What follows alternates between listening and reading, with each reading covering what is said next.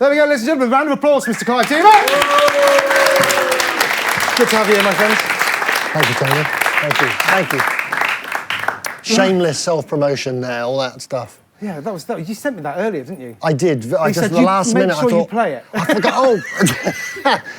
I should have sent it some time ago. I forgot at the last minute. It's just a little mashup of bits of, you know, different sessions, and I just thought it would be good to.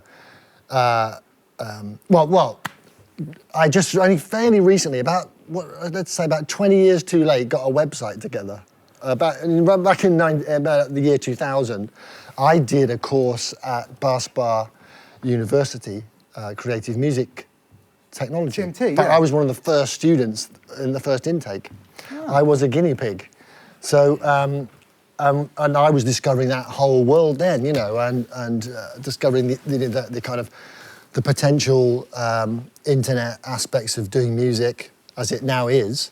Sure. And 20 years later, I finally got my act together and made a website. And so I thought I did the mashup. I got to, you know, to at least to sort of show some,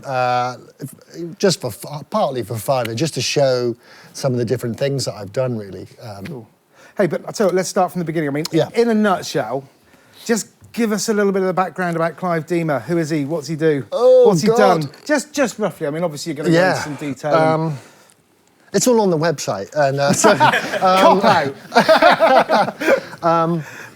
Well, I've been playing for 40 years now. So I started in about 1973 as a little kid with a pair of felt tip pens on a plastic bucket and a Tupperware box.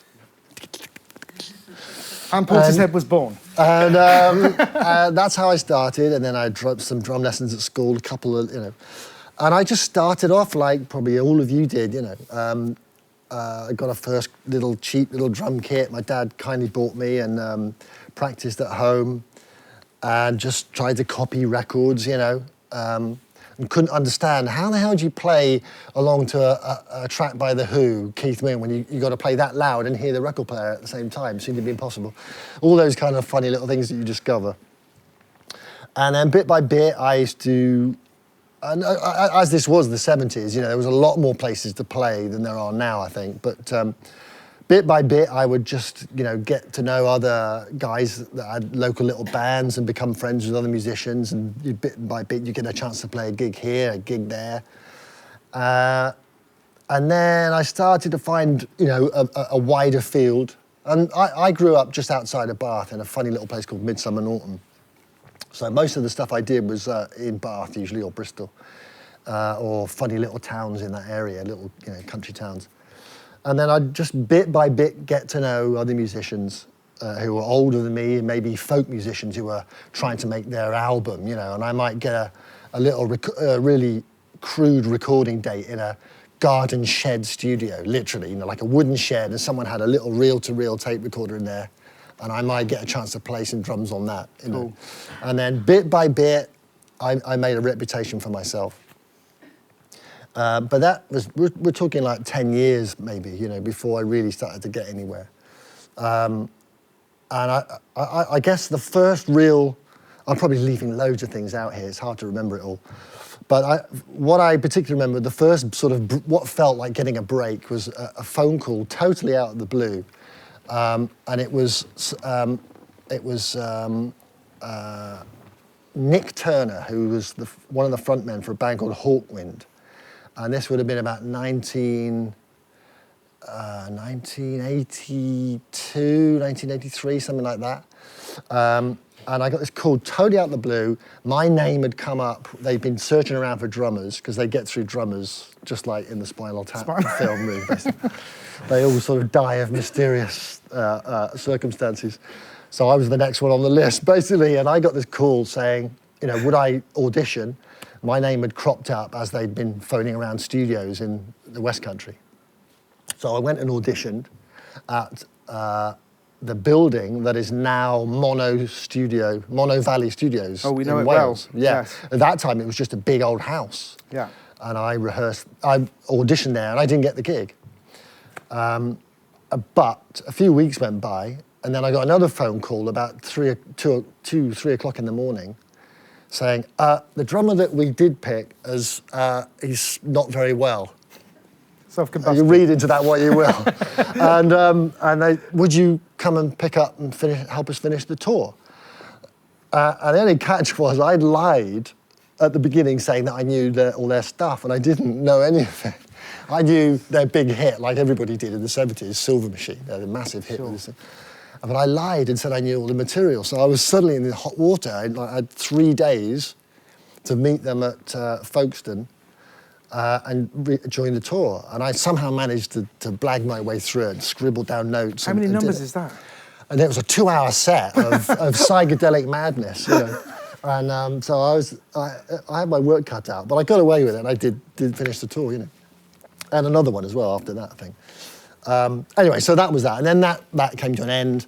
Did that take you international, or was that just No. UK? Or? Then as will probably come up in this conversation, so I did that and I suddenly felt like, yeah, I've arrived, yeah. And then it all ended and it was back to square one again. Nothing happened. And at that time, Hawkwind weren't very hip, you know. It wasn't a cool thing to say that you were working with Hawkwind, because this was the 80s, remember, you know. So I suddenly realised that wasn't going to make any difference, you know. And then some time elapsed, and then I became very, very disillusioned with pop music at that time in the early 80s. I played in a sort of very 80s synth band, you know, like a stand-up thing. I had some Simmons pads and a percussion rig that I made, a Bristol band called Umo Vogue. That was the complete antithesis of Hawkwind. And that was roughly about the same time, funny enough, or just before it. I forgot to mention that. So then I got disillusioned with pop music in general at that stage, and I suddenly discovered, in a very short space of time, 2 things. I went to Channel 4 TV started, and they did a jazz weekend. Their first thing, they had a whole jamboree of jazz films on TV, which for me was like opening some treasure chest of, you know, music and film that I'd never seen before. And up until that point, jazz was still very much like a foreign language to me. I kind of sort of intrigued by jazz drummers, and was curious about it, but never really felt like that was where I would go, even though my early teachers were jazz players.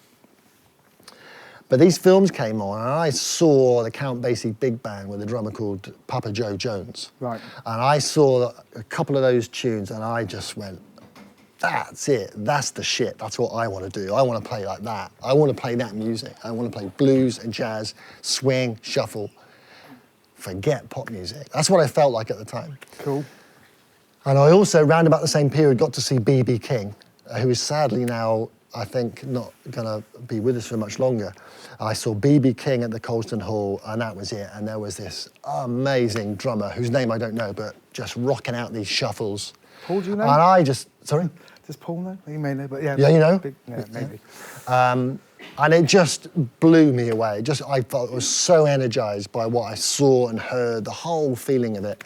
And it felt like that's where I belonged. So I started playing that. Anybody I could get a gig with where I'd get a chance to play a shuffle, I'd do it.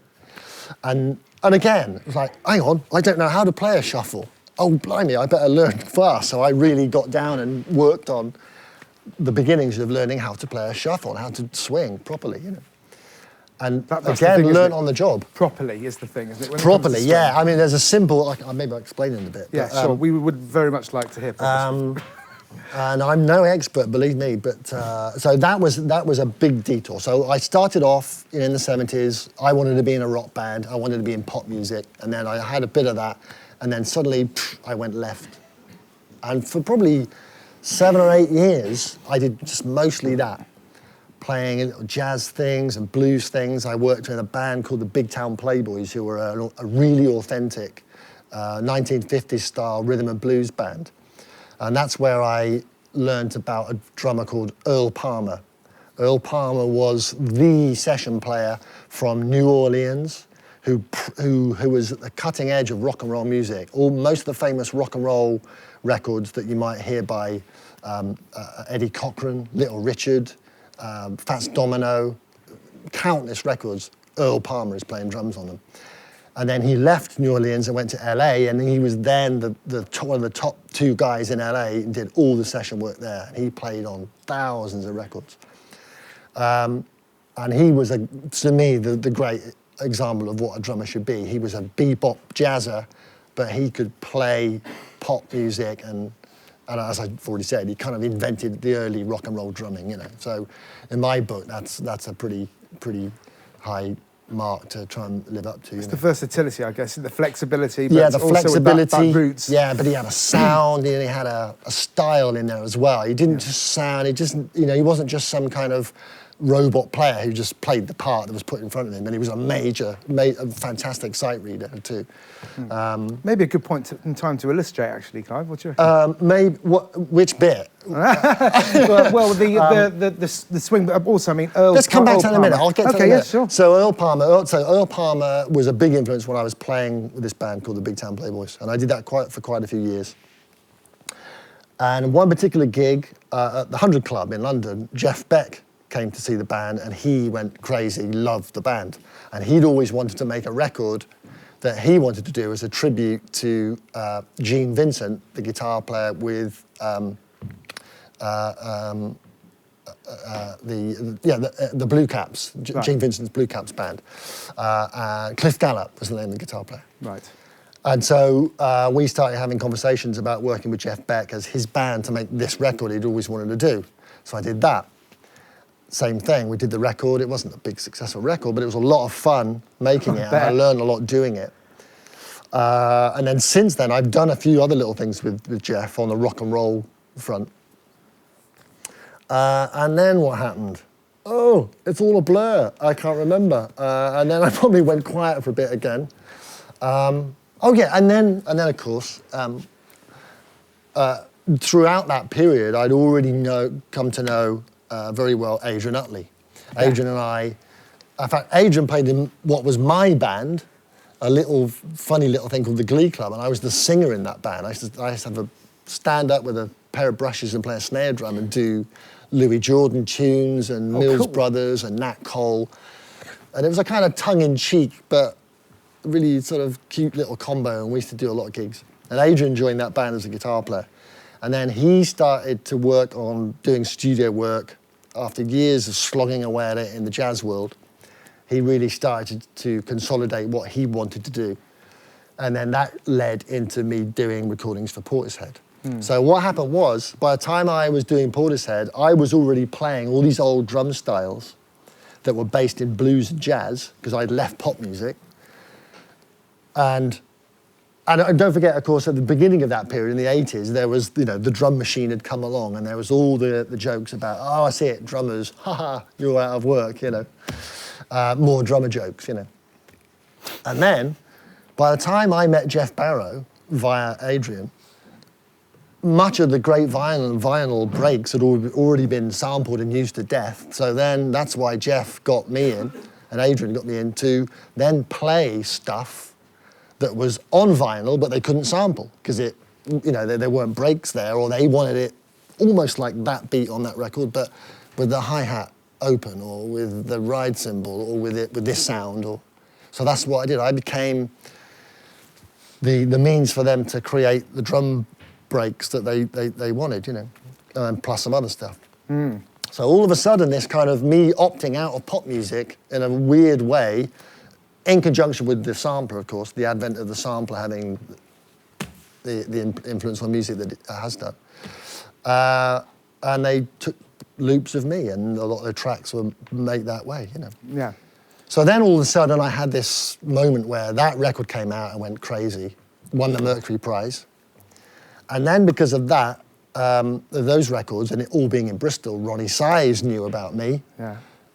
I was introduced to Ronnie Size via Adrian, and I went to see Ronnie Size at Ashton Court Festival and saw him doing the drum and bass thing, and I went nuts when I heard that. I just thought, wow, I want to play that stuff. But the tempo, I mean, Well, and now see, again, all these things kind of, half of it's accidents and half of it is partly accidents because your intention is going that way anyway. Sure. But you're not quite sure how it's going to work. Around about that time, was doing a gig in the Bell, the famous Bell in Walcott Street in Bath. And I remember I was setting my kit up. Here we go. This is exactly what I was going to try and have this drum kit here ready for. And I remember I was setting the kit up to play a gig with somebody. I can't remember who it was now. And I happened to have a maraca with me. And I was just saying it was going like that. Got the wrong snare drum up for this, isn't it? And I was setting my kit up. And I just suddenly found myself going like that.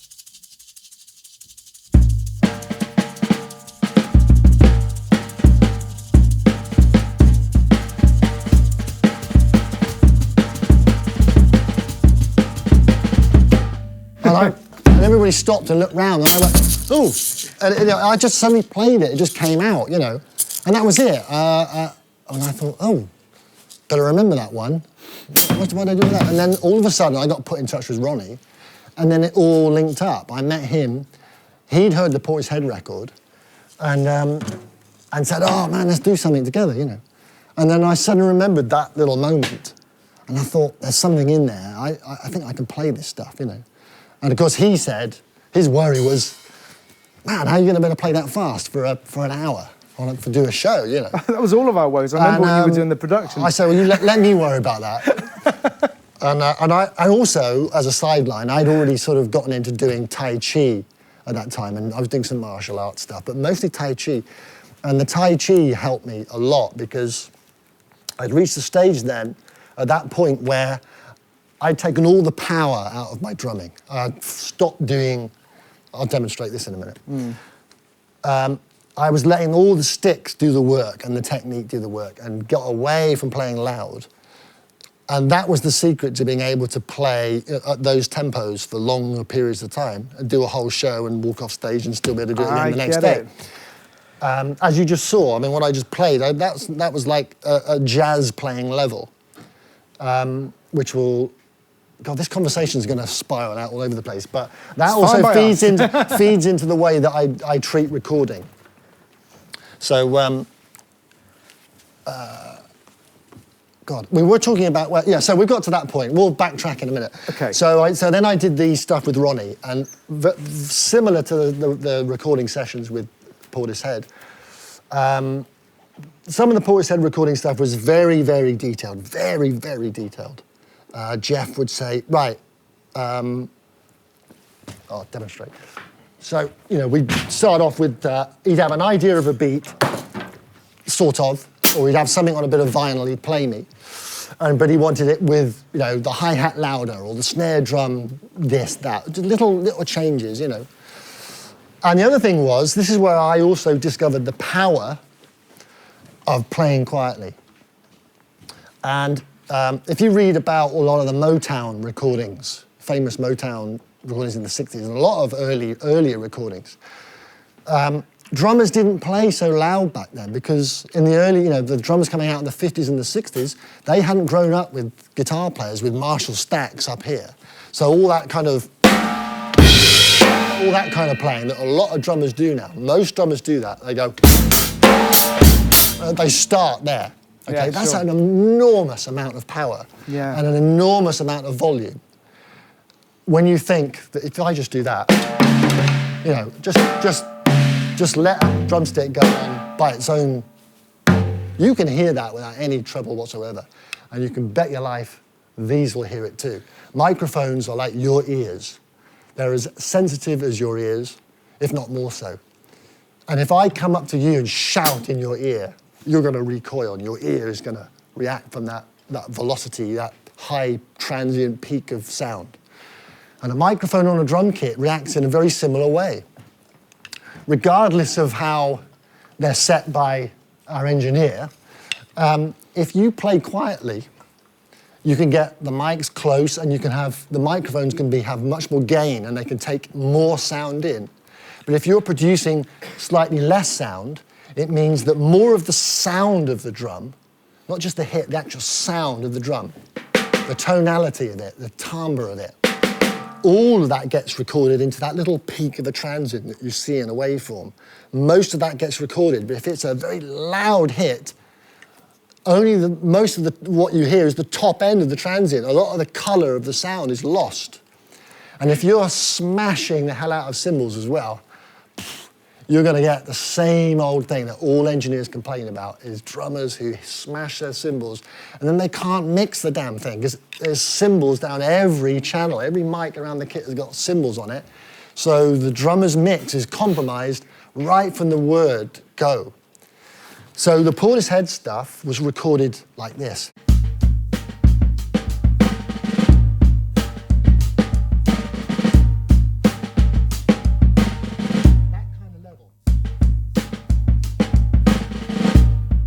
I was, about 2 inches of arc in the stick.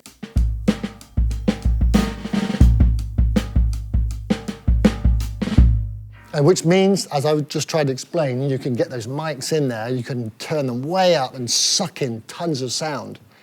And then when you compress that and turn that up loud in the mix, the drums have far more weight and colour and power.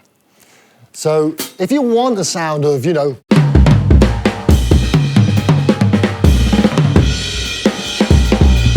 that kind of stuff, great. But you have to have a room and a miking that knows that's what you're going to do. And you record the overall sound of all that energy. But if you want to get detail later and the guy is going smash, bang, wallop on every single thing, you've blown it. I'm going in all different directions. No, this here. is I'm sorry brilliant. About this is gold dust. We love this. The other thing that I realised was, just to recap, when I started agreeing to do these kind of little talks or masterclass things, or whatever you want to call them, I didn't really want to do them to begin with, because I'm not like a technical drummer who does clinics, and there are guys out there who do that far better than I'll ever do it. But all the musicians and engineers, when I talk to them about it, I say, I don't know if I want to do, I'm not some flash player that, like Simon Phillips or Dave Weckl, all those guys, And these people say, yeah, but when you play, what you play is so musical and so easy to record. That's why we can always turn your drums up in the mix and get those great sounds, And I said, well, don't all drummers do that? And they say, no, they all hit too hard and they all, and then, of course, there's drum tuning, all that stuff. So that's kind of why I started doing these things, because I thought, well, maybe I can pass some of that on, because I do notice a lot of drummers do play very loud. The drum kit is a very loud instrument to begin with, so you don't need to put much energy into it. Obviously, if you're playing in a rock band, that's what it's about. It is about power and it is about, generating that thing. But even in those cases, if you go back and watch some of the early clips of Led Zeppelin, if you watch Bonzo playing, there's plenty of times where he's not hitting anywhere near as hard, as aggressively as a lot of rock drummers do now. They all think that if you just do that, that's rock and it's powerful. It isn't. It's about balancing sounds. The way that Bonzo balanced the volume of the bass drum relative to that. I could go. But if you balance all of your sounds like you would balance the notes in a chord, if you had a section of brass players, you wouldn't tell all the trumpets and the saxophones and the trombones that all play loud. Some of them will be louder than others to make the colour of the chord the way you want it to sound. So you should do the same with the drum kit and decide out of the beat, what's really the most important thing out of this beat? Is it the hi-hat? Or is the hi-hat? Or is it varying? Is it moving? Is it phrasing as I go through?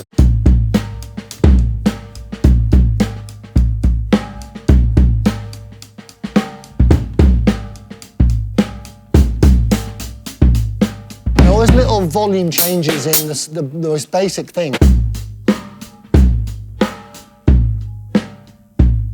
And your beat starts to speak in a way it won't do if you just sit there and go, oh, right, I've got to play a really basic beat, and not bother to engage with it, So, where was I talking? I was talking about the Portishead stuff, wasn't I? Then Ronnie Size, yeah. And then Ronnie Size. And the Ronnie Size thing, I went to, he had an office that he was renting. It was just like a little office, not much bigger than the size of this stage, with one bit closed off. And I set my kit up. I think we probably put about 3 mics up. I ate a couple of packets of cakes and some milkshakes. I just went nuts for about an hour. I just free-formed, and he just stopped me every sort of couple of minutes, you know.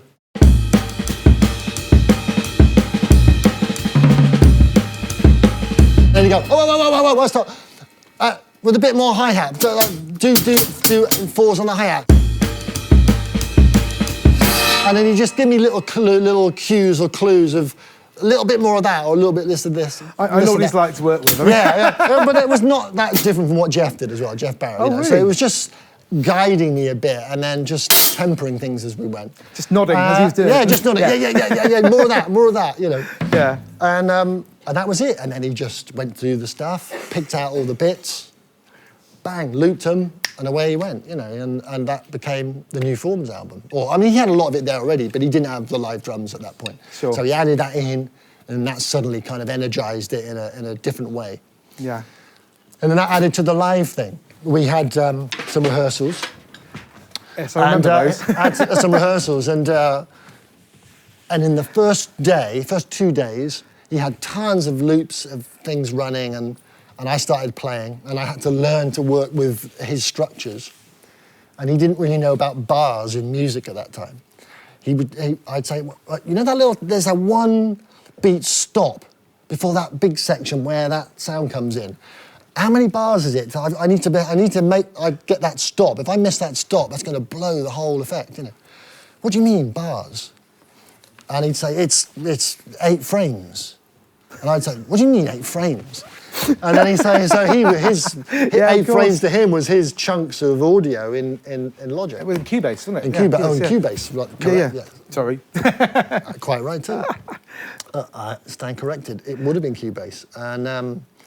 And so once we sorted out a few differences in language, by about the 3rd day, he suddenly realised that I could play that stuff all day, because I wasn't wasting my energy trying to play it too loud and played it light. He started switching everything off and leaving in just the stuff he really wanted to hear and letting me carry the beat, particularly where he wanted to have the live feel, rising with the bass that he was either playing in or the main bass line that had been programmed in. I remember that's how we got the feel of it. Because you had Crust, Di and Ronnie, all with keyboards, with loops and hits. Yeah, and they were all working in real time. To play with it, and it was just... It was fantastic.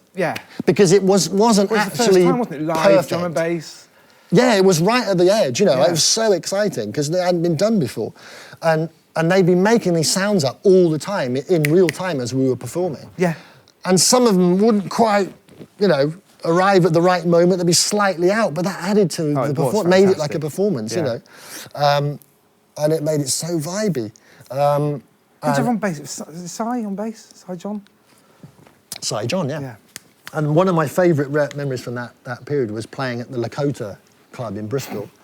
And some of the bass sounds that were going on, you know, nothing like on a rock band. I mean, you can have a loud bass guitar in a rock band and it's got a certain power, but some of those low sub-bass lines that you get in drum and bass, the amount of air that is vibrating when those sounds come, you know. So there's a track there called Share the Fall, and the beat that I play is...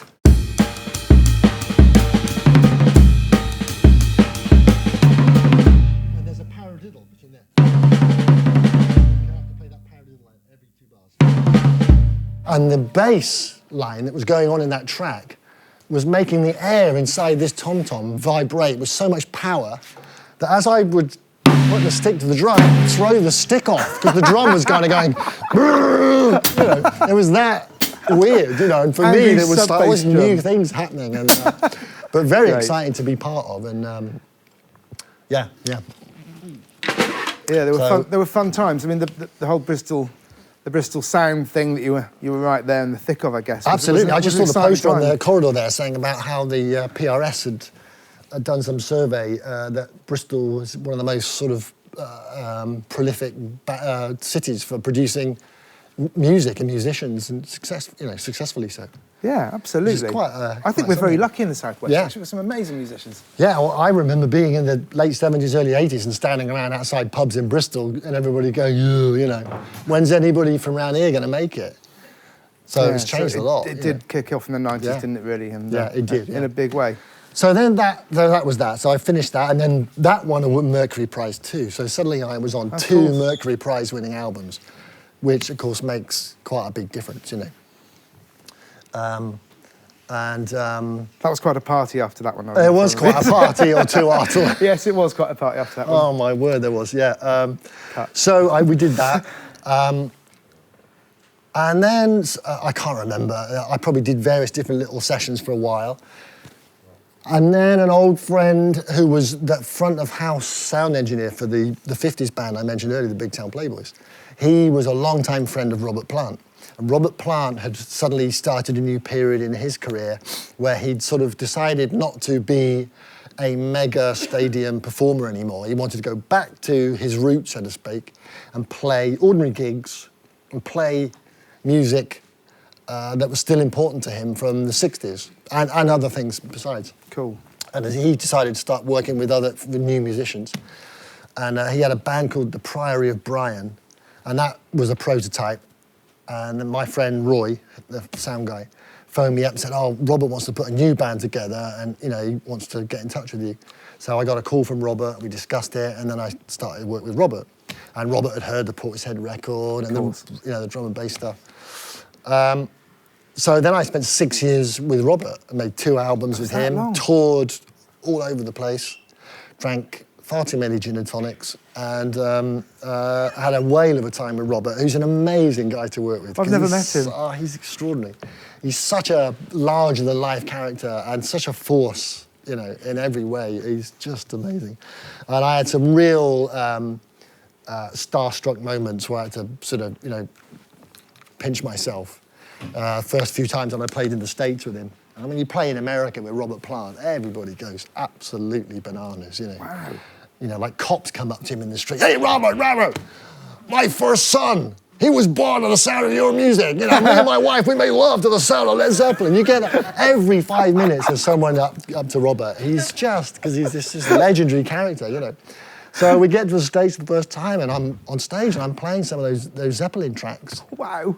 And he's in front of me doing the business. And how did that feel? I just was laughing my head off, thinking, how the hell did I get here? Because I'm not, I'd gone into this again. I thought I was supposed to be trying to be a jazz drummer or something, and getting away from rock bands, and because I did the rock band period for me in the early '70s when I had long hair. I loved all that. But I got to the end of that, I thought, this is so boring, it's so predictable, it's all so four and square, and you know exactly what's coming before it comes, But you ended up with Robert Plant for 6 years. Yeah, and then I had Robert Plant years. ask me to play. He said, oh, I love the way you play, it's so springy, and, and it's not rock. And that's the thing with Robert. Robert likes stuff that isn't card-carrying rock. He likes it when it comes from an angle, that's not obvious, Wow. So I had this amazing sort of apprenticeship working with him, because playing with him was just amazing.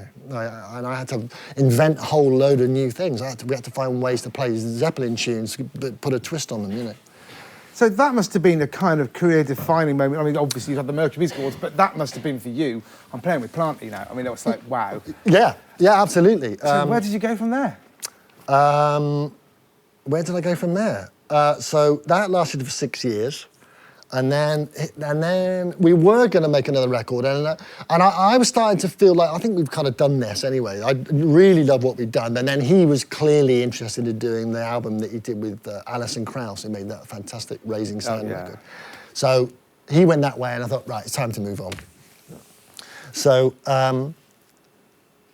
what was I doing? Again, I probably was doing lots of little bits of sessions and stuff. I'd have to get a prompt sheet out to tell you what they were. It might come to me. Well, you've always been involved, haven't you, in local projects, and I've always noticed that if someone asks you to come and get involved in something and you like the sound of it, you've always been very generous with your time, and you're like, I'll come and go. I still love going to play a pub gig, and and if there's someone who's doing what I think is some good music and they need some drums on it, even if they haven't got any money, I might try and help them out in some way. I'll phone you later. So yeah, please do.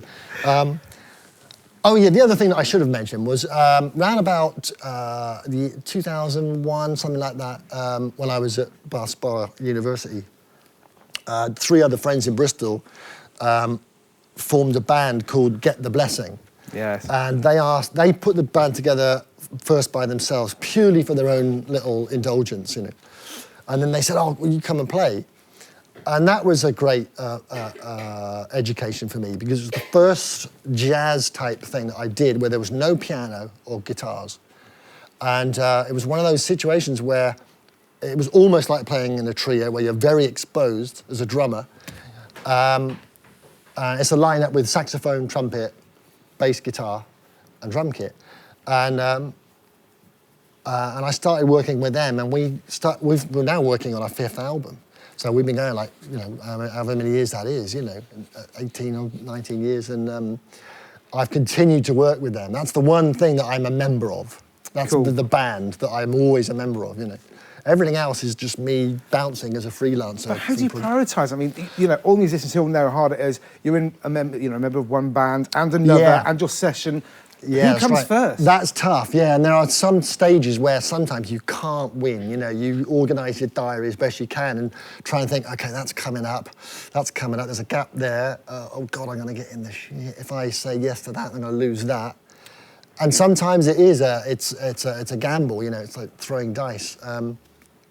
And sometimes you have to. The best thing is to be honest. It really is best to be honest. You can't sort of bullshit people. You've got to be as upfront and honest about when you're available and when you're not. You've got to be together with your dates and make sure that you give accurate information about what dates you can and cannot do. But before you do that, you have to make sure that you prioritise what's important for you too. So that gig's not worth a lot of money, and that one's not. But that one coming up, that I don't really like the music, but it's worth really good money. So I'm going to have to drop the gigs I really want to do for the one with the money, because I really need the money. If you get lucky and you get further down the line, you can pick and choose a little bit more to suit yourself, you know. But it's always a game, and it never stops. Even now, I'm doing it. I'm now working with Gaz Coombs from Supergrass as a depth drummer. He's got a guy called Lawrence Colbert playing with him. Lawrence playing on some of Gaz's album. It's called Matador. But great album. Lawrence is a fantastic record. And Lawrence is also in a band called Ride, and they've gone back out on the road, and they're touring. So Lawrence is double bubble, bouncing between doing Gaz Coombs gigs and gigs with Ride. And the ones where he's doing a Ride gig and Gaz needs a drummer, I'm stepping in. And that's all about the same thing. I'm constantly sending emails about dates and what I can and can't do. And while I'm doing that, I'm thinking, right, how do I prioritise these other things that I think might happen next month? And we've kind of missed out a fairly well-known band between... So Radiohead? Oh, yeah, right, sorry. Oh, yeah, so what happened was, so I finished Robert. I think there was then, return to some more Portishead work, live stuff. Yeah. I think I played one track, I don't know when that was, I played one track on the 3rd album that they did. So a bit more Portishead, and then all of a sudden, totally out of the blue, and I think it was after a long period where I didn't have much work, one of those scary moments that you go through, everyone gets them. The phone stops ringing, no work, and then you think, oh God, was it something I said? Is my career over? And they come. And then all of a sudden, Portishead's manager phoned me up and said, oh, Clive, just to confirm those dates, Oh, by the way, Phil Selway, Radiohead, asked me for your phone number. Should I pass it on? I said, yeah, why? What's he want my phone number for? And I thought he was going to say, can you come and cut the grass or something? And, I'd never met him. I know I had met him very briefly, just shook his hand at a gig, we never spoke. I just, hi, Phil. And that was it, and I got this call. So a day went by, and then he phones me up and says, we've made this record, it's coming out fairly soon, and there's one track, if not two, on the record, where we've made this thing in the studio, and it's a kind of, it's an oral sculpture they've created, but it was never performed. It's bits of this and bits of that, all layered up and made into a track. But now we've realised, how the hell are we going to play that live? How are we going to make that live? And we don't want to have to use a sampler or machines or run a clock device or something, We want to try and perform it. So I'd like to know if you'd be interested in doing a double drummer thing to see if we can make it work. So he came to my house and played me the album, and I heard all this amazing stuff. And it was, something pretty far out. I mean, this one track in particular, I'm trying to remember the name of the track. Bloom, it's called, Bloom. And it's a really densely syncopated piece of layered loops and stuff. And so Phil and I got together up at their headquarters, and we spent a week, he and I, just plugging into one another's drumming, just exploring the patterns in the songs, and looking at different ways we could approach sharing out the drumming and dividing it up and making something that sounded like that, but had a live thing as well. I mean, did you use different kits, or how did you texture this? Funnily enough, there was someone came in earlier, said, have you got your Silver Gretsch kit? Oh, it was you, yeah, hi man. The Silver Gretsch kit, it's usually on all the Portishead stuff, you see it on the Roseland Ballroom Live thing. And I instinctively took that with me on the first time I went up there to work at Radiohead, because I've always used that kit for most of my sessions. Right. I thought, that's my safe bet kit, it never fails. So I'll take that. And I get up there, and I bring my drum cases into their rehearsal room, and there, set up, is an identical drum kit. And I'd never seen that kit, I'd never seen him play it, and he uses it as a recording kit, like I do. And they're identical, and it's like the Glitter Band drum kit thing, two Silver Sparkle drum kits. So we both immediately were laughing and thought that was really auspicious that we both had identical kits. So we set them up, and we spent a week working through stuff. And by the end of the week, Tom and the other guys were starting to sort of peer around the door and go, wow, that sounds great. So we knew we'd got it, sort of, we could make it work. So then we started rehearsing, and then it got better and better. And before the rehearsals finished, Ed said, let's do a surprise gig at Glastonbury. So I did that. Oh, was that the one on Park Stage? On the Park Stage. I remember I got there in my car, got out the car, and began the long hike from the car park, where I had to park for some reason. And I started walking to what was supposed to be a private secret appearance. And the first thing that happened is I walk out of the car park and get onto one of those tracks heading for the stage. Someone walks up to me and says, hey, do you know what time Radiohead are playing tomorrow? So it was leaked, wasn't it, online? Gary, you were saying about this earlier, weren't you? Yeah. You were there. It was leaked to just a huge surge of people. I think I was working, was I working Park Stage that show? It was nuts, yeah. And this huge surge of people turned up. It was nuts, absolutely nuts. And it was muddy, of course, As normal. in true Glastonbury style. And I remember, and they'd suddenly thrown in loads of back catalogue tracks as well in there, and there was a few hairy moments I had to cover. I think in the early stages we did 15-step, which is not the easiest thing to play. And I remember I was like down the back of the kit, and someone had put a towel so I could wipe all the mud off my boots. So I did that, and then took those boots off and changed into some clean shoes, Got up onto the rise, and I thought, this is the audition. I've done all the work, I've already done the work, but this is the audition. If I screw this up, I'm going to be out the door, So I played the gig with that in mind. Sorry? You've done the production rehearsals, though. Done the production rehearsals, and I don't know if I mentioned, so all of that original stuff that Phil asked me to do was all with the mind of recording from the basement to perform the album, or most of that new album, so that they could video that for a DVD. And that was the intention. But because it all worked so well, a tour was born out of that.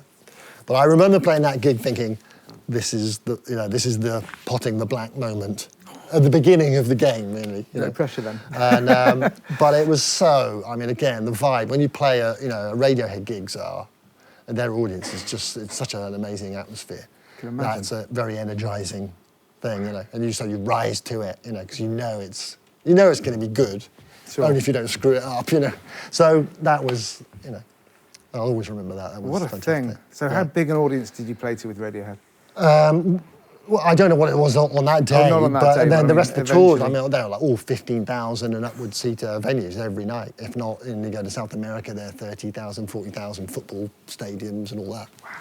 And they have an amazing sound system too as well. They really cover the out front sound really well. So you can see, they've got this outrigger PA system. So even people who are dots at the back of the stadium, you can see there. The big line getting array the flying, benefit of a really good sound system. Superb. So that was just a privilege, really, a total privilege to work with. I'm like everyone else, I'm a Radiohead fan, so to find myself doing it was another, pinch yourself moment. Every night, in fact. Yeah. Now that's one hell of a career so far, there, Clive, isn't it? So and then my mate joined the Wurzels. Rewind. A good old friend of mine, Russell Crook. Yeah, he's a bass player in the Wurzels. In fact, when I was rehearsing with Radiohead, they used to say, "What's it like in Bristol? What are Portishead like?" I said, "What's Bristol? It's like where the pirates come from. It's a pirate town, There's nothing, but I know the bass player in the Wurzels was my favourite name. And they thought I was joking, but when they discovered I actually meant it. Very popular around here, the Wurzels. Absolutely. So cider. So they should be. So that's an amazing career, obviously, to date, but what's next? What are you working with? Obviously, you just said that you're working with Gaz and that amazing album. The Gaz Coombs thing has come. They shared the same management, and so they suddenly realised they had this problem with the drummer that they were going to use was going to be disappearing at a certain point. So Radiohead's manager phoned me up and said, "Can you do this?" And so I'm delighted to be doing it because the start of this year was quiet again for me, very, very quiet. But it started to pick up again. I've just done some more session work for a few people. I can't really say what those are. No, understood. And then you phoned me up. So this is the epitome of your career, of course, coming to Weston College this is it. and talking to these wonderful people. 20,000 here tonight. 20,000. It's the smaller gigs are always the scary ones, isn't it? Oh yeah, for sure. Do you want to do a couple of questions first of all? Because it'll be related to drums. Normally when I've done these things before, it's for like a situation like this for students who are BTEC students or whatever. So I do a bit more of a thing, and I talk more about what I was talking about earlier. I make little demonstrations about ways to use the kit and stuff, and I talk a bit about how I work with people in the studio. So if you've got a question, fire away, please. Yeah, let's kind of keep it drum related. We know about his career, we know about what he's done, what he's doing, but... Well, anything within reason, as long as it's, broadcastable and... We can edit this. I want to make a question that is not much based on drums and everything. I'm a dancer, I'm not Okay. a drummer. But you mentioned Tai Chi and also mentioned just taking enough energy of the instrument. And I was wondering if it's related and how do you do this, like just take enough? Being precise in terms of not impose, but let the instrument teach you. Yes, that's a really interesting question. I mean, when I was a kid, before I got into playing drums, I thought I wanted to be a dancer. We had 5 albums at home when I was a kid. My parents had 5 records, and I used to put those records on the record player, barricade myself into the room so that no one could come in. And I'd do this weird freak-out dancing to the music. And I used to do it over and over again, like a real nutter. I was just thinking that. If you don't mind me barricading out of the room. And I used to play those records over and over and over again. And I would just do free-form dancing to it. And it only occurred to me later, many years later, that what I was doing was teaching myself how to access music in a really, really deep way. It was a bit like the thing that actors do, where you just sort of get past thinking about what you look like and lose yourself utterly in what it feels like and what it makes you feel like at that particular moment. And I would do that repetitively. And I think what I was doing, I was taking all this music on board, and some of that stayed with me and fed into what I do on the kit, without a doubt. And the 5 records were, by the way, Come Fly With Me, Frank Sinatra. K-Tel presents 22 rock and roll greatest hits. So the mashup comes from, see? Yeah. Possibly. Carousel, Rodgers and Hammerstein, Carousel the musical. Herb Albert, Tijuana Brass. Wow. And then the last one was the Beatles. With the Beatles, the one with the black and white cover, which is their faces on. So that's quite a varied bunch of records, actually, when you think about it. My mind is boggling. Yeah. But just like, So just thinking I of- soak that stuff up a lot, and it's in my playing. I really, years later when I've done odd little sessions, and I found myself playing things, and I thought, why am I playing that? Where's that come from? Or why am I able to access that piece of music as quickly as that? And then I later realised, oh, it's a Nelson Riddle thing from Frank Sinatra. It's in there somewhere, you know. And the dancing, a lot of drummers that I work with, they say that the best drummers I've worked with are dancing when they're playing anyway. Yeah. It's flowing through them. Well, they're going very back relaxed. to Earl Palmer, Earl Palmer right. was a tap dancer. He made a living as a child as a tap dancer. Now, if you could tap, you're more than halfway there. You're already doing that thing, And Phil Selway in Radiohead, we talked about how we both do this, and probably lots of drummers do it. When I'm playing, all kinds of stuff goes through my mind while I'm playing. It's so fragmented and like some psychedelic video thing that's shooting across my brain. Some of it's subconscious and totally out of my control, and some of it is stuff I'm deliberately playing with as I'm feeding the idea I'm doing. And lots of the times, I'm sort of fractured images of dancers or bits of a dancer doing something repetitively or attempting to do something that somehow mirrors what I'm trying to do. It's in there. It's all in there, And that's why I often move behind the kit like I do, because I'm trying to let this stuff out, If you're stiff,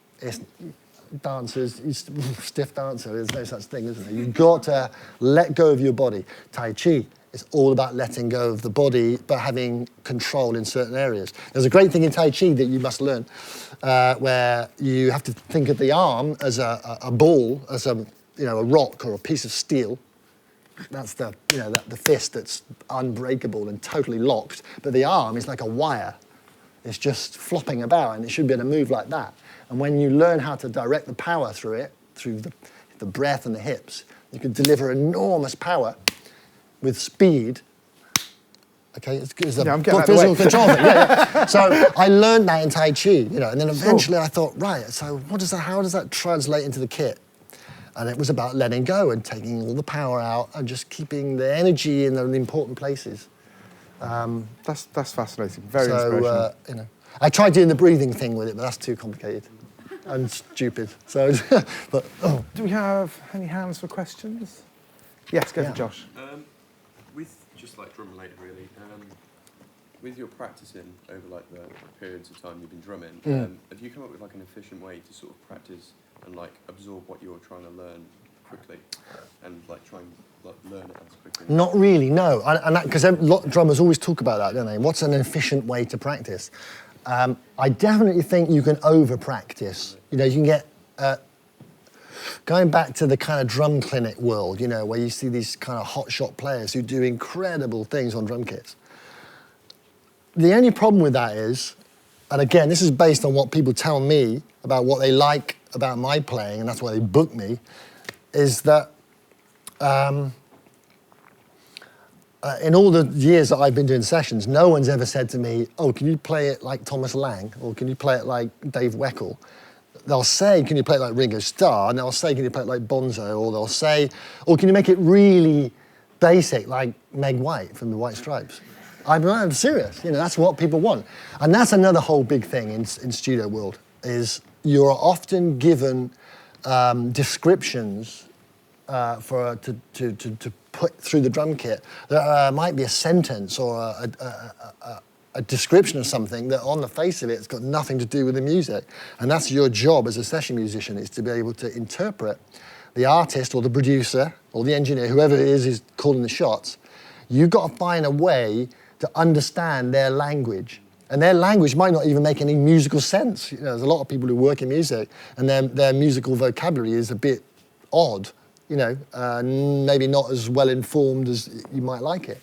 But you've got to find out what they mean and translate that for them into a drum track, and put your own ego and all the chops that you've been practicing at home. You've got to drop all that stuff.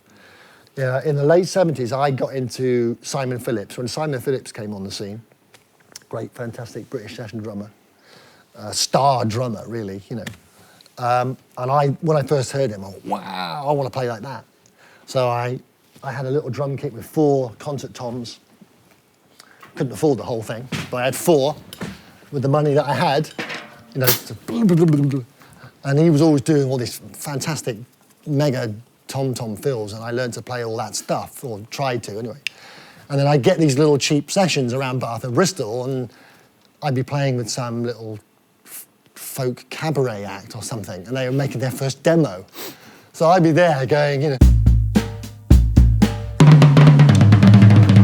there's some ridiculous drum fill, and I get to the end of the recording, and of course this is back in the days before Pro Tools, where you had to play the whole song from start to end. And then they'd come on the talk back and say, yeah, that's great, Clive, great drum fill, but can you leave the drum fill out? Because we don't really need it, really. You know, we just want, you know.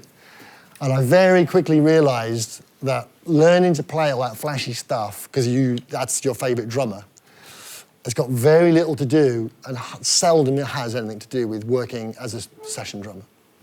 You have to understand what those people are trying to make for that track on that day at that moment. You know, you have to service their idea and give them something that makes their song sound great. And if that just means going,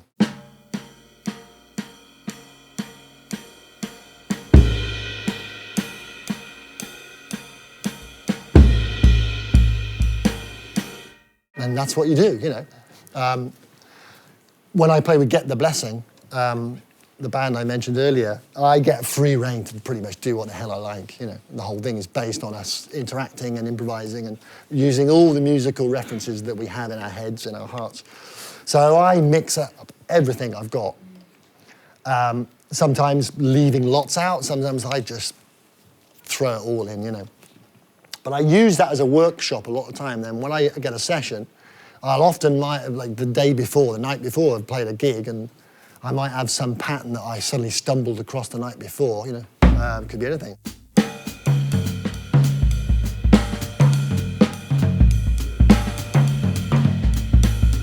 Could be anything, you know, and I might be confronted with a piece of music, and they'll say, we don't know what to do, you know, can you come up with we want a really unusual drum track. So I can suddenly pull things from my memory that I've played and bend them into the track, hopefully, you know. What were we talking about? Josh Oh, just sorry, asked about, drum practice. Oh, that's right, yeah. So I do some of the real obvious basic things. Like I have the famous Lawrence Stone stick control book. Do you know that one? And I only discovered that in recent years. I didn't know about it. So even to this day, I'm still working on that one because that's a great book. It's fantastic. It requires a lot of discipline and persistence, but it's definitely worth it. I tend to practice, you know, I was taught all the basic rudiments with my early drum teachers, you know, paradiddles and flams and all that stuff. I didn't practice them as much as I should have done. I was a teenager, I didn't put the work in. But I'd learned enough to use them, you know, and it's only now I've gotten older, I've gone all the way back and started working on them again. So I use those. And if I've got a project coming up and I think, ooh, that music's all about triplets, or that music's really about really having some nifty bass drum footwork going, I'll go back and work on stuff that relates to that. That's what I do for practicing, you know. And I'm also in recent years working on my sight reading. I'm a terrible sight reader. And I'm working on that all the time now, trying to improve that so that I can write stuff down quickly and write a drum part for myself quickly when I'm in a session and go, I'll run the track and go, you know. A skill I wish I'd learned when I was a kid. I could have made myself life a lot easier for myself. Have you ever before, like, knowing how to read, got given, like, in the studio and been like, oh yeah, can you read that? There was one situation, I'll tell you about this. Most of my work, you know, written drum parts doesn't figure in it, you know. It's been about, I've been lucky, people get me in because they kind of like what I do and they say, oh, sort of make something up, or can you, like I've already described, you know. But there was a situation a few years ago where I was invited to audition for a theatre company. I was playing with my band, Get the Blessing, and a lady from the production company making this show said, oh, we've got this show and you'd be perfect to be the drummer in this band. You're going to be in the show in a costume and you'll have some lines to say I'd really like you to audition for it because you'd fit. You just look right for the part, you know. And I said, yeah, but I'm not a sight reader. She said, oh, don't worry about that. But so I auditioned and I got the part. And then, but the first day of rehearsal, it was all written out stuff, and it was most of the music was the music of Kurt Weill, and it was for tango dancers as well as being part of a story. So it was a real theatrical production, and I had all this stuff, and I was way out of my depth with this part, you know. Thanks, Clive. And so on the first, oh bless you. On the first day, I started to go at reading along with it, and it was a white knuckle ride for me. And within like half an hour, I had to sort of say to the musical director, "I'm really struggling with this. I'm really sorry," you know. And he was really nice. He said, "Look, I can hear you can play this stuff." And we had a conversation. I said, "Look, give me a day, 2 days, and if I can't cut it, then get rid of me," you know. And he was great. He helped me. The other musicians were great. They helped me. And I learned a load of stuff very fast in 2 days, you know. What does this mean? What, you know, and there was a little drum break I had to learn, so I did some work on that. And I'm kind of glad I did it. It was terrifying. But that's the only time that's ever really happened. The only other time was the live Portishead Roseland ballroom thing that I did with an orchestra. And then I wrote out my own drum charts for the whole thing, so that when we were there, if the conductor said, you know, let's go from bar 157, I know where, you know, I'd have my stuff ready, you know. I forgot about that. That must have been quite a gig. Yes, there was a pressure gig. So what year was that? I don't know.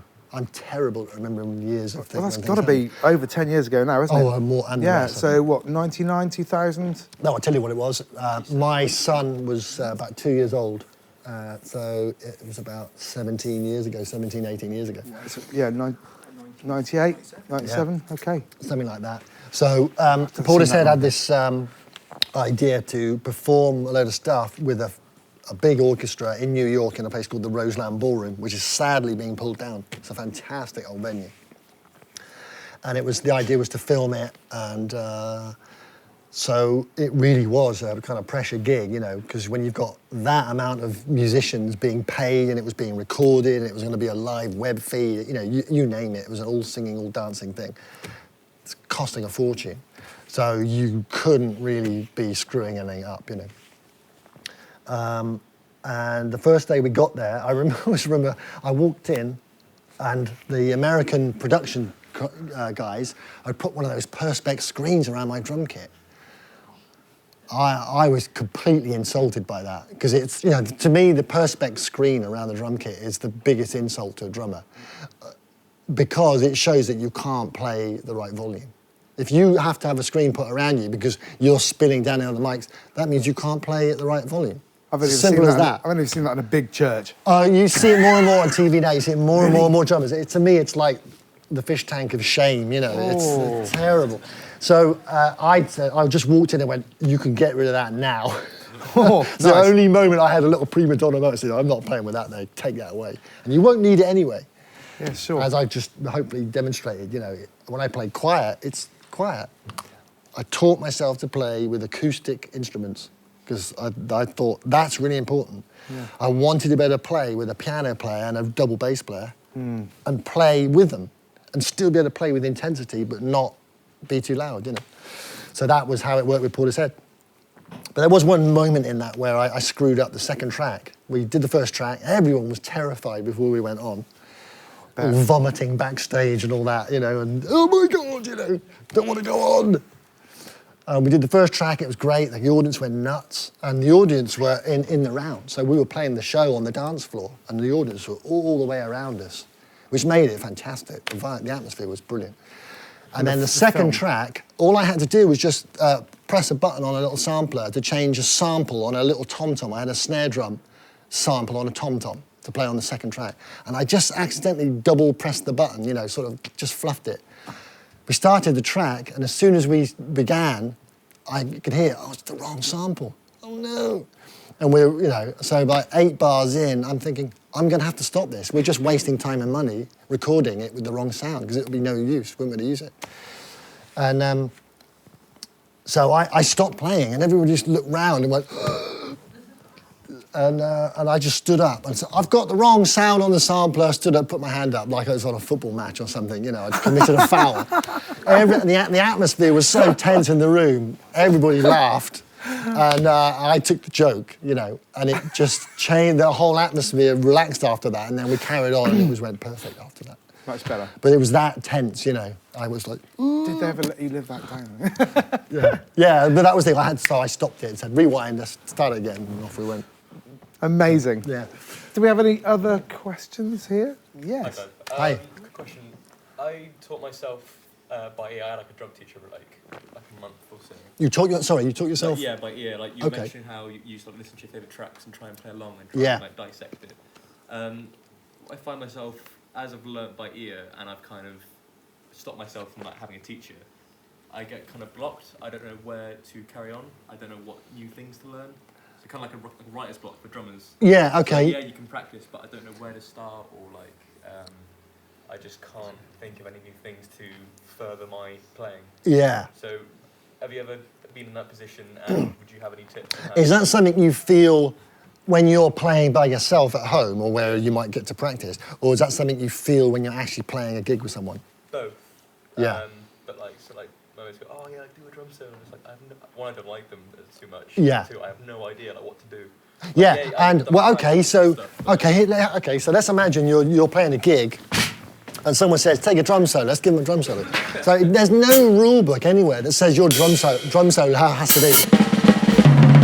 It doesn't have to be that. It really doesn't. You know, if a bass player takes a bass solo, he doesn't have to start going. He can just stay playing the same bass line, just maybe say it slightly differently. Yeah. And you can do the same with the drum. You know, I mean, a lot of the great drum breaks in a James Brown track, it's the same beat.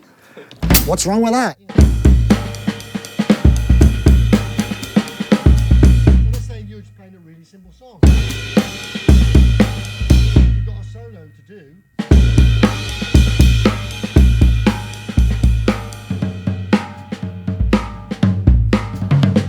You could just do a really simple version of what you're already doing.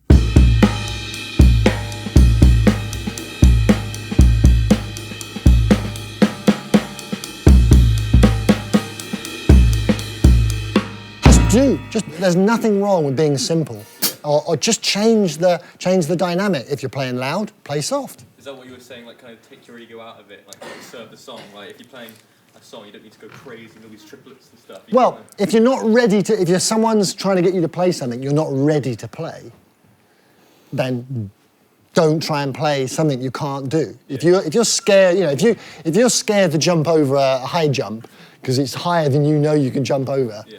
You're not going to get over it, are you? True, yeah. Right. So it's no point in making yourself look foolish trying to play something you know you can't play. Yeah. So playing what you can play, just play it in a slightly different way. So like as I've suggested, you know, play something really quiet, keep it simple, and you'd be surprised how taking a simple statement can be just as effective, just like it can in a conversation. Yeah. You know, using lots of big words isn't always the most impressive thing, is it? If you say a few key words in the right order, people go, yeah, that's true, wow. It's no different to music. You know, music is just like any communication.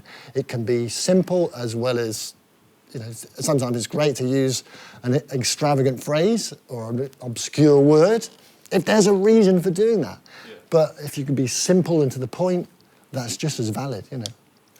So, but if there's something you do want to be able to do in your solos, then you might want to go to your teacher or find a teacher and say, what I would like to be able to do is, you know, paradiddles around the toms, you know, or come and work out what it is you like. I think it's about passion. If there's an example of something you wish you could play that you can cite on a record or that someone else does, find out what the mechanics of that are and then get to it and then do the work. And then you'll be finding yourself on another new trajectory and you never know where that'll take you, you know.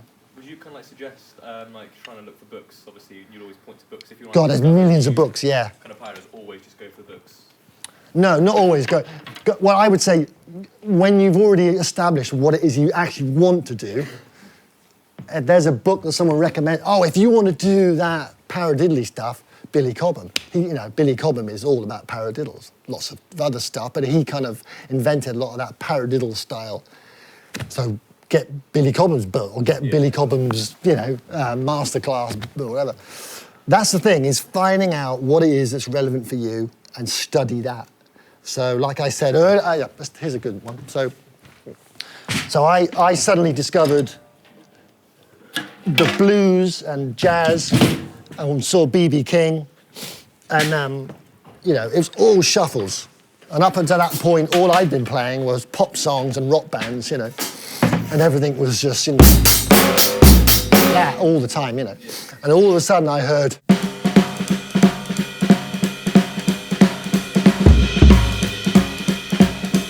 all the variations.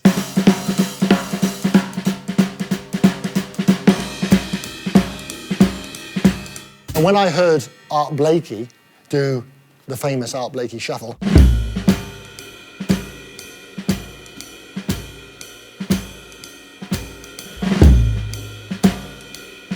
to me it was the coolest thing ever. I just thought, I want to play that beat. I want to play that beat. And it took me ages to get that together. I had to go back to all the basics. Learning to play triplets, all the triplet combinations. Look at my technique again so I could get that.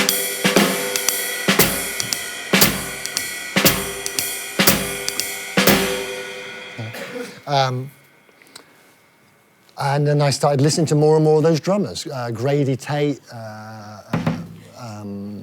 Art Blake, oh God, there's millions of them, and Earl Palmer, like I said. I mean, a lot of the Earl Palmer things unwittingly fed into what I did with Robert later.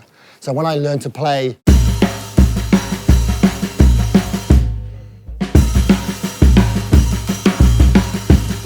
when I had to play the Zeppelin track, Rock and Roll,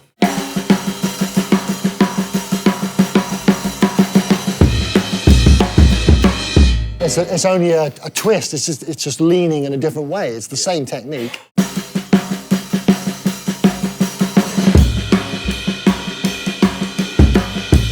And that's sort of where it came from anyway. I mean, Bonzo took that.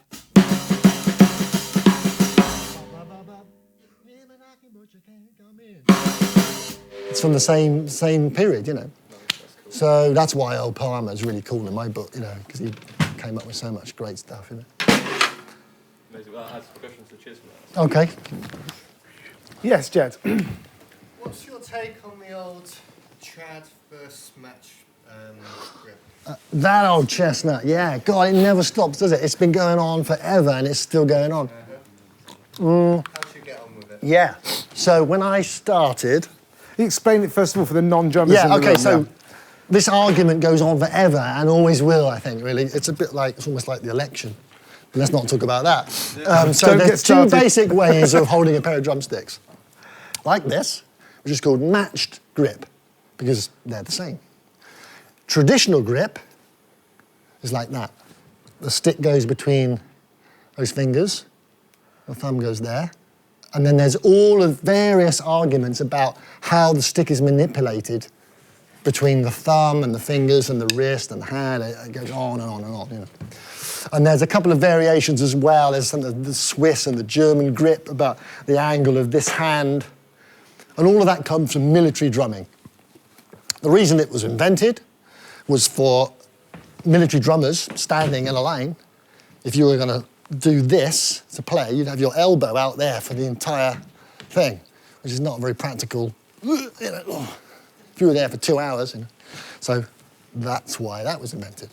But of course, a drum kit isn't, it's not quite the same problem. The drums are angled sort of towards you, so some people argue it's more logical to play like that, because you position the drums to suit where you're sitting. But now I started off like that because I wanted to be in a rock band. It was 1970, I had really long hair, and it always looked cool to me to do that.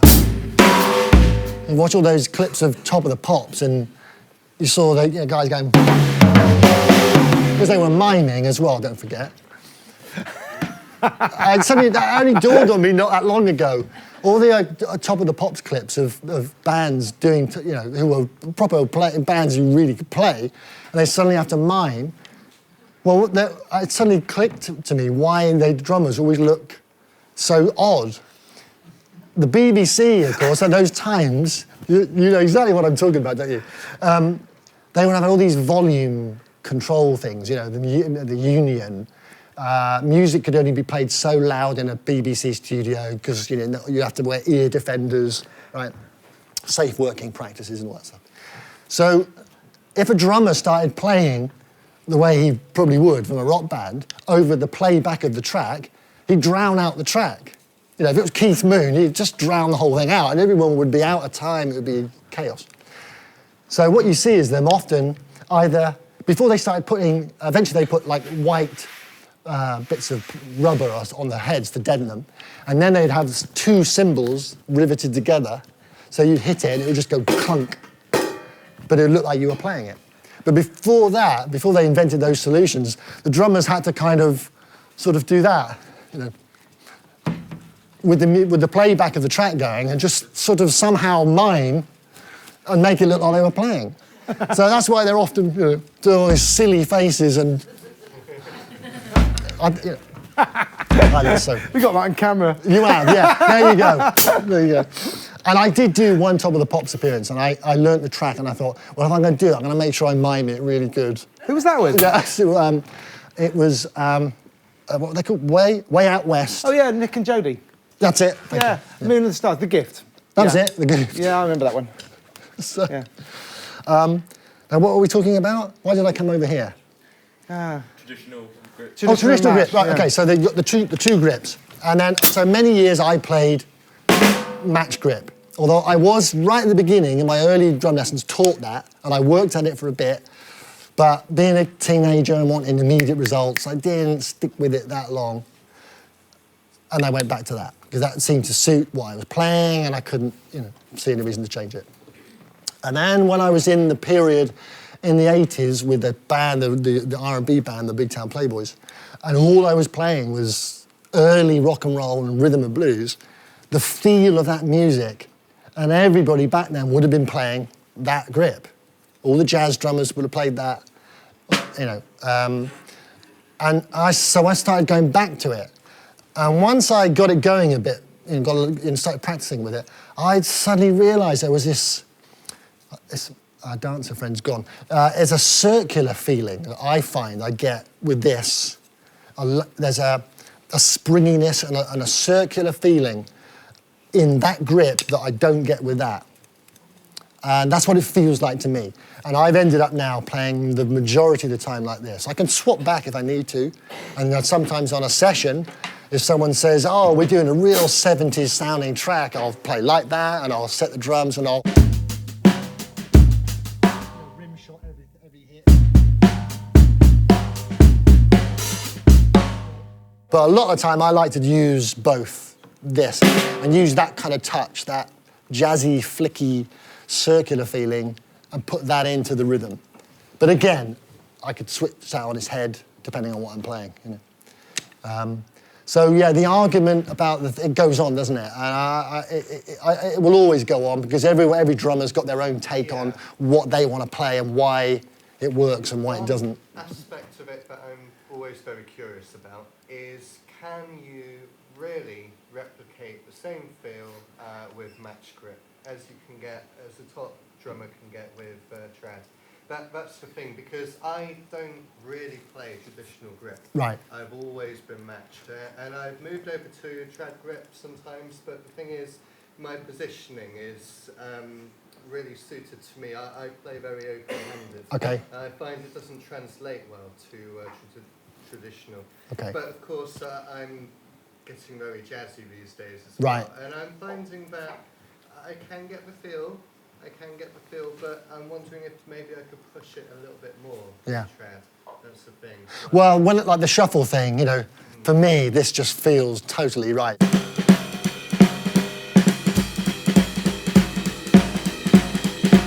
just bounces and just feels so natural. When I play like this, I can... Somehow it just doesn't feel right. But like I said, if I was going to play a track and they wanted a clean, perfect rim shot every single time, I'd use that. Just like if you were going to play some timps, you wouldn't do that, would you? If you played timps with some mallets, I've only got one mallet with me today. God, I'm all over the place today.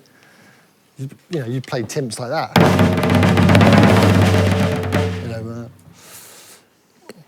Does that sort of answer that never-ending question for you? Do you have one more question, maybe?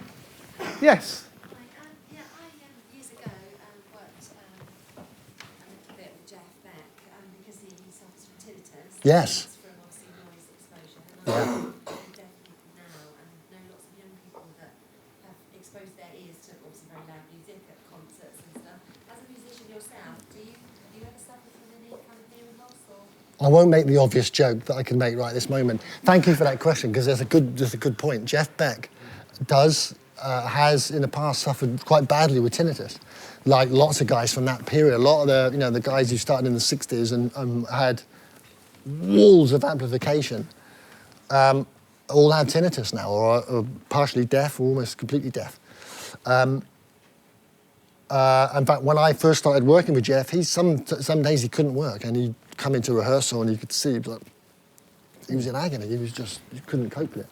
I think he's learned to cope with it now. He's gotten better at dealing with it, and he doesn't play that loud. He plays through a tiny little amp. He doesn't play loud anymore. And when I was back in the late 70s, going into the early 80s, and I was in that loud thing, playing with Hawkwind, it was bloody loud. And I can remember getting to a point and thinking, oh, I don't want to do this anymore. It's too unpleasant.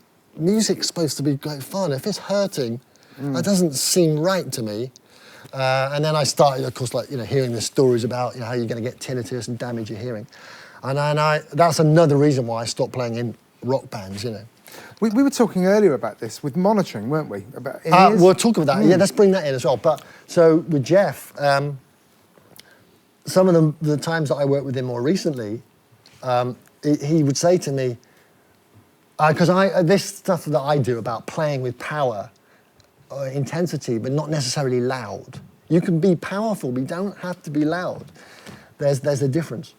And I can remember talking to him about that, because he likes what I do. He likes the swingy style that I do, and it ain't too loud. It's great, you swing, man, but it's not too loud. He'd say that. And then every time I've seen him since, he says, God, blimey, I wish I hadn't, played so loud. The amps, my hearing is fucked, And Pete Townsend, all those guys, they've all got terrible problems. And I'm sure that, I think I'm right in saying that the distortion, the amount of distortion as well as volume is a big part of the damage that it does to the cilia in the ears. I don't know whether today's music at the volumes that it's at is going to cause the same problem. It probably will, maybe not, I don't know. There's certainly evidence that that's happening now. I wouldn't be surprised, yeah, and headphone levels, same thing. You could, if I've done, in the past when I did sessions for a long day, if I had, in the early days when I hadn't learned to do this, we'll get onto the monitoring thing, and the first thing you do when you're a young musician is turn everything up, because you think it's so exciting, loud. But that's an upward spiral that will go on forever and ever, and you will just snooker yourself.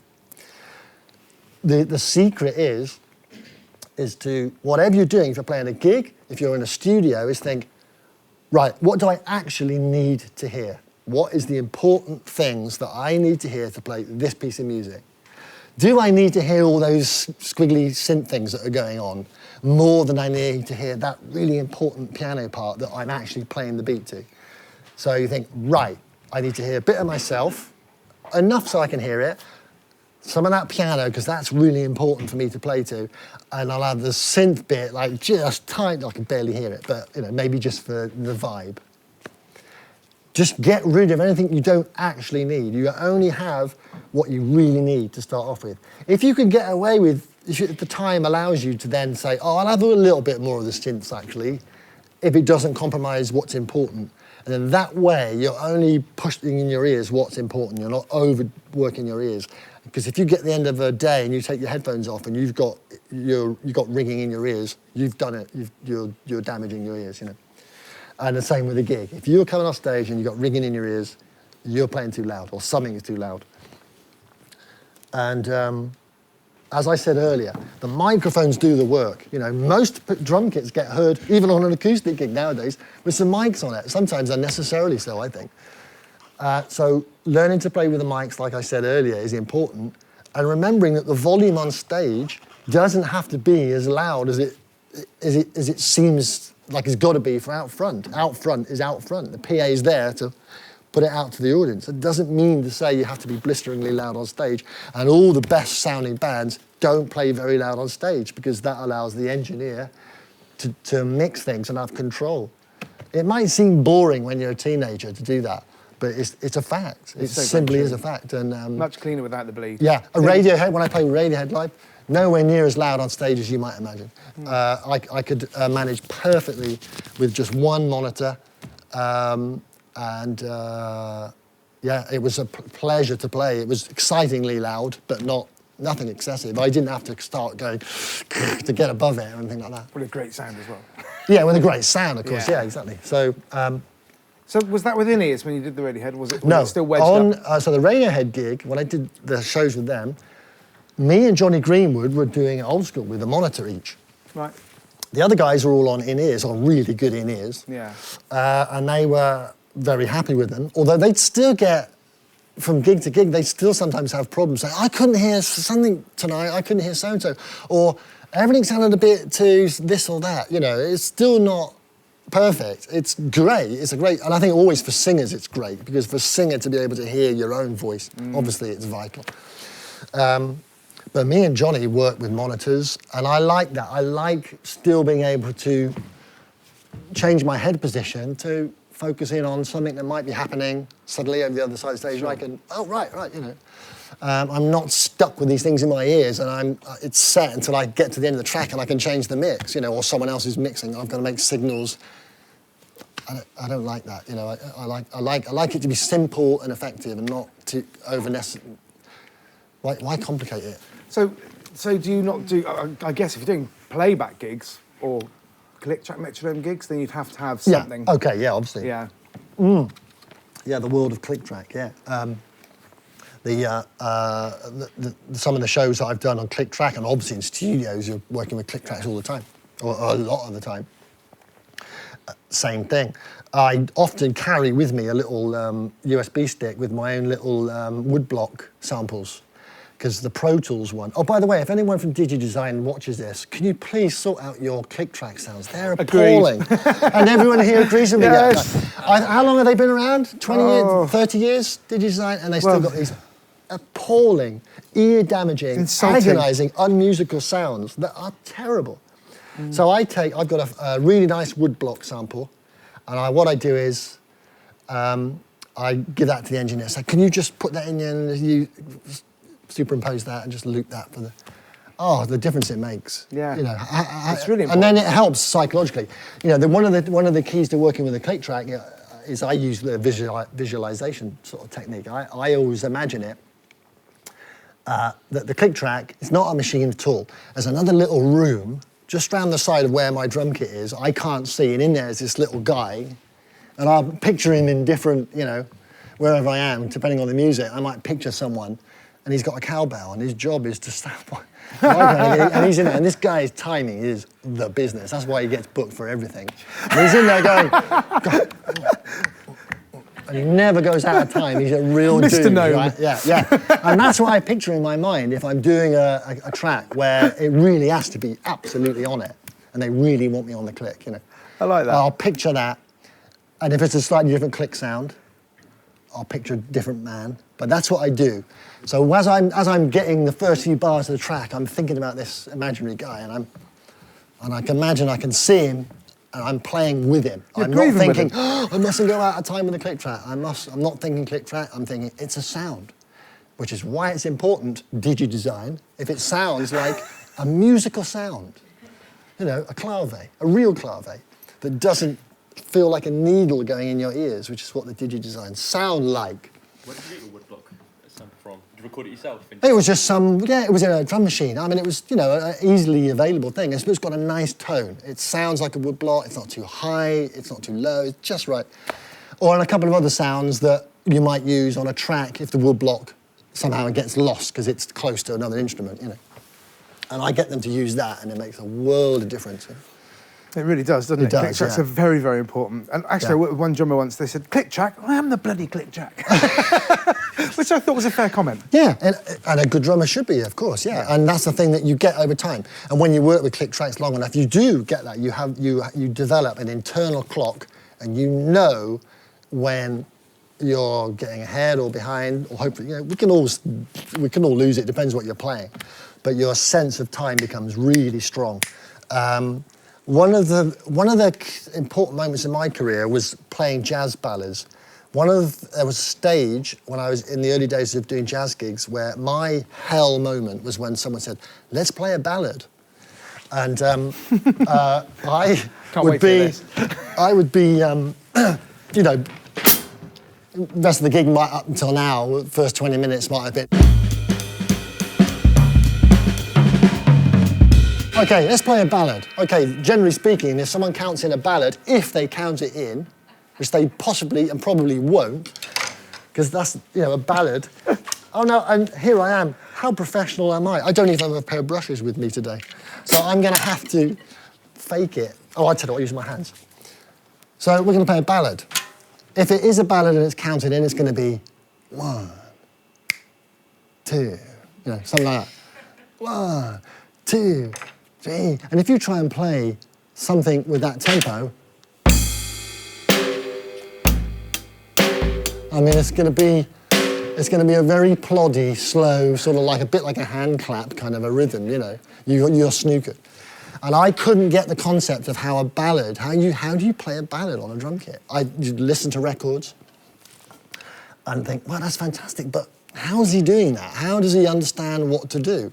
Because up until that point, for my early years, all I'd learned about was playing rock music and pop music, where it's all about marking the time, playing the beats, flagging everything that's going to come next. It's all about, pattern, gap, stop, punctuation. Something's coming, it's gone, here's something else, it's all that. It's all flat.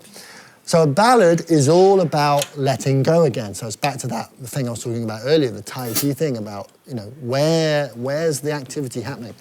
So let's imagine the track starts and no one has even counted you in, and the saxophone starts going, it just starts playing a few notes, and you've got to find a way into what he's playing, but he's not stating any time. You might see him tap his foot, which is probably the worst thing to do, because most players will tap their foot in some weird, unrelated thing, because they're not drummers. So if you follow their foot, you're going to be out with them even more. So you have to just listen. You have to open your ears and be ready and just hear what they're doing and be bold enough to answer back in some kind of way and just move around and then seek the pulse of what's being played, because it will emerge eventually.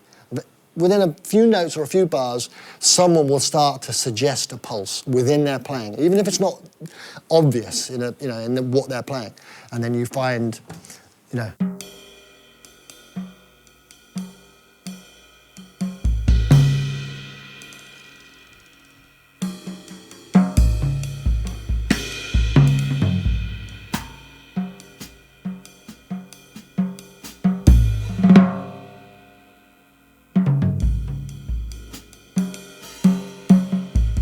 it's like the dancing again. You're imagining a sort of a time in there somewhere that's being suggested by somebody, a bit like conversation. If you listen to people talk in a pub, there's a rhythm and a sort of a shape in the way people talk. They're making a point, they'll be saying the words, and then they'll stop, and there'll be a gap. What do you think? And you'll fill the gap. It's a bit like that. And so if you've got your ears and your heart open, and you've got some good players, you'll hear in what they're doing. You better pick out the trail of a pulse in there somewhere. You've got to try and get onto it, but don't try to hang on to it. Just be aware of it and just follow it, like a scent, like a suggestion of something. Just go with it and be bold, and That's brilliant advice. That's my description of. Brilliant. But for me, it was hell, and every time the ballad came up, I was like, oh no. So I was getting into this period of doing Tai Chi, and I'd finally arrived at this moment. One day on a gig, it was with Adrian Utley, Jim Barr from my band at the Weston, John Baggett, and a guy I think who's sadly passed away, Frank Fennell, I think. We were doing a Sunday lunchtime jazz gig, and it came. Adrian, and they knew it was my hell thing. And Adrian went up to the mic and went, we're gonna play a ballad now. And as he said it, he looked round at me with a sort of eyes and say, sorry, we've got to do it. And I remember looking back going, so he starts a few chords. I just thought, and all I remember thinking was, relax, relax, relax, relax. And somehow my body relaxed just enough, a bit more than normal, because of the Tai Chi thing. And I just started doing just what I just did,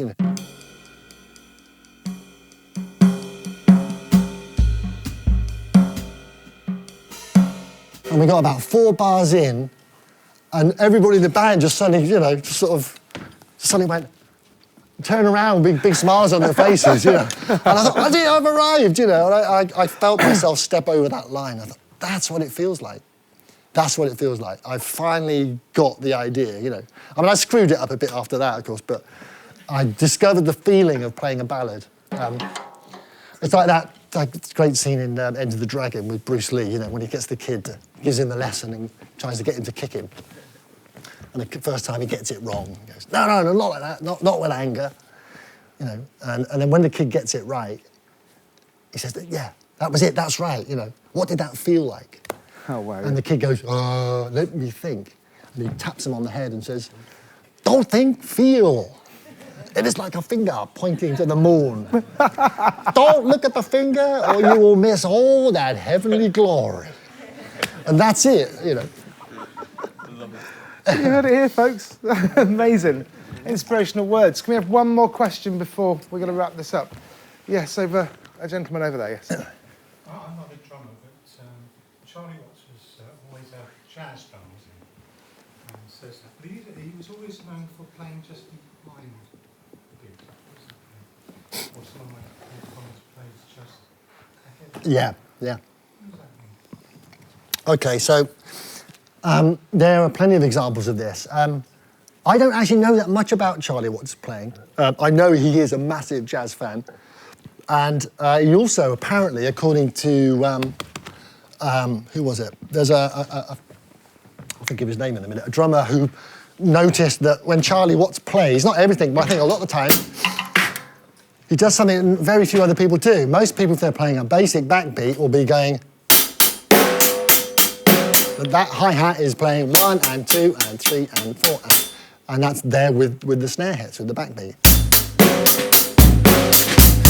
Well, the story goes, and I think this is right, because Charlie Watts does this. He doesn't play the hi-hat with the backbeat, which often, when most people do it, it sounds a little bit odd, but there you are. See, this is what I was talking about earlier. He's not the greatest drummer in the world, but the way that Charlie plays those things, they sound great. They sound great. There's something in the way that he's thinking of that rhythm, the way he feels it, and it sounds fantastic. And when you think about it from a recording point of view, it means that the snare hit is just the snare hit. It hasn't got that with it. 2 different sounds, So there's that. So the time, now this is related to what I was just talking about. So what I was just describing in a ballad, in a jazz thing, where the pulse is somewhere there in the music. And also, don't forget, in a jazz situation, especially jazz players, they all have their own slightly personalised idea of where that pulse is. So the piano player might be kind of tinkling along, and he might be really racing ahead of where that sort of a pulse is in the music. And the bass player might be doing what you just described. He might be just hanging way, way back. So straight away, if you're the drummer, the bass player sounds like he's going slower and slower. The piano player is going, sound like he's racing ahead.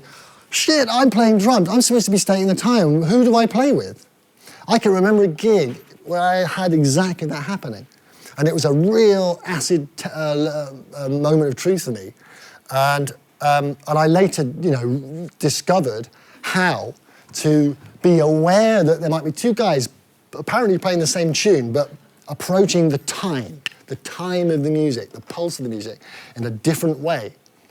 And as the drummer, you've got to somehow kind of sort of hang on to one of them and the other and sort of move in the middle and sort of hang on to them musically, so to speak, on their coattails and not let go, but not get pulled apart and keep them together, but without interfering with what they're doing as well. Support them.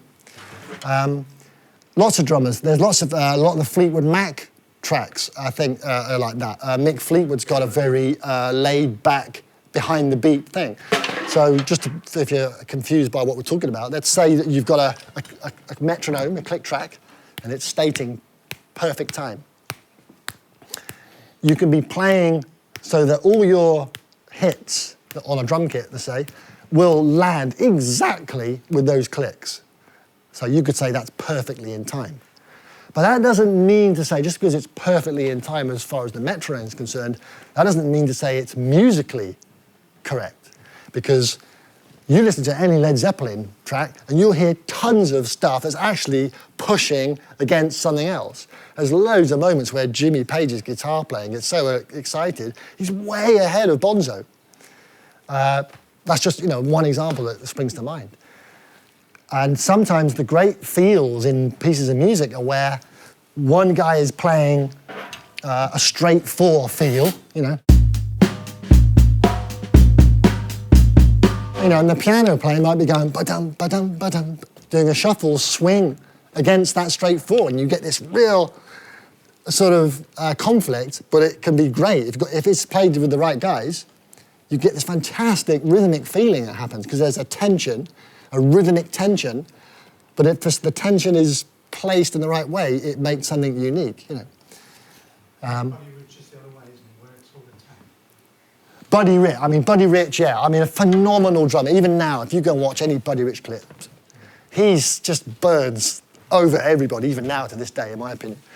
But he was, a very aggressive player, driving, nothing laid back about his thing. So, I guess you'd say, if anything, he'd be the kind of player that would always be a bit ahead of the tempo.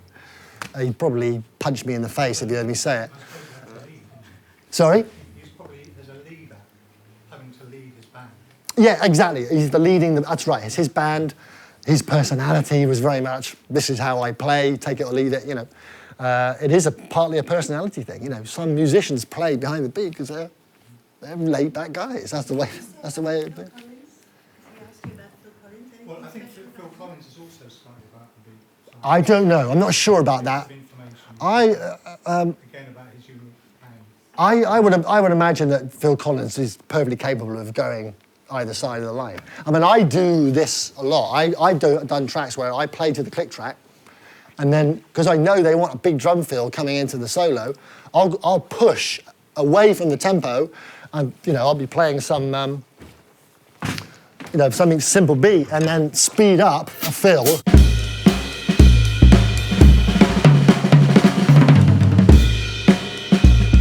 And pull it back. I've got it to the stage now where, because I've mixed my cans right in the first place, I can take a liberty with the tempo to create a moment of excitement that I then drop back into the click track.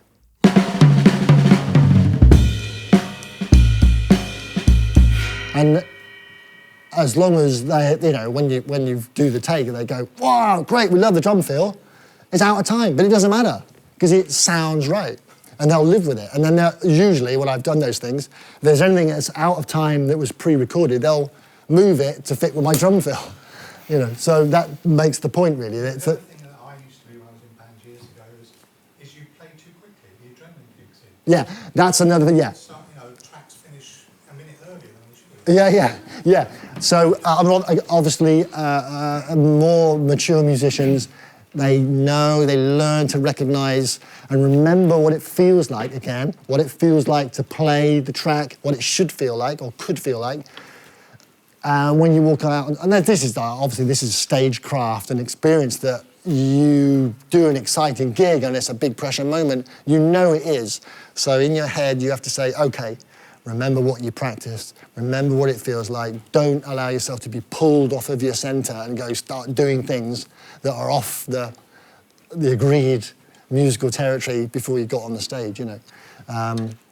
And that is another part of being a freelance musician. You have to be able to do that. You have to be able to remember what it should feel like and stick to that. But also, you know, I can give an example. If something does start to happen, and there in the moment of the gig, the band leader looks around and goes, no, go, wants you to do something because it's clearly wanting to happen, you should still be able to go there and pull it back.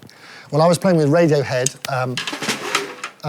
their track, I mentioned it earlier, 15-step. If you don't know it, it's in, what is it, in 5/4 or so? 5/4, thank you. And it's basically an acoustic drum kit part with an electronic component as well. So I was playing the electronic part, Phil was playing his normal part.